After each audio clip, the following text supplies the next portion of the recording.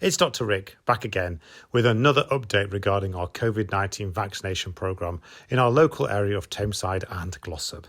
So, we're now entering into a new phase of the vaccination programme, the second doses.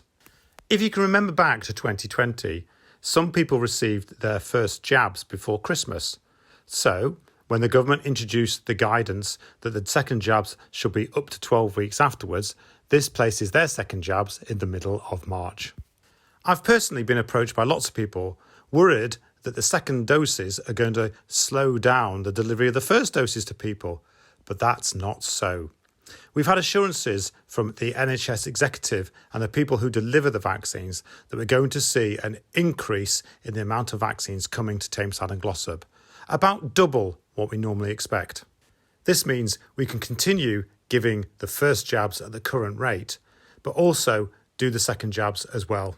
So it's going to be busy for your local GPs and their staff.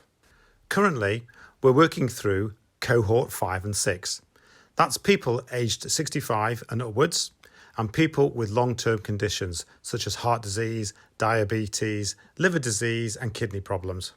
And it's great to say the response from the population has been amazing. Originally, when health bosses were planning the vaccination programme, they were guessing around 3/4 of the population would have their jabs. But the people of Tameside and Glossop have surpassed this with bells on. We are currently running about 85 to 90% of the population having had their jabs.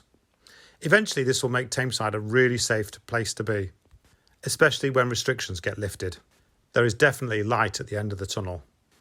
But we have an ask of the population of Tameside and Glossop.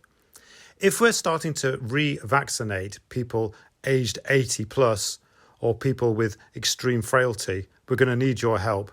So remember, friends, relatives, neighbours, please help the people who are really frail and have difficulty using public transport get to their second vaccination.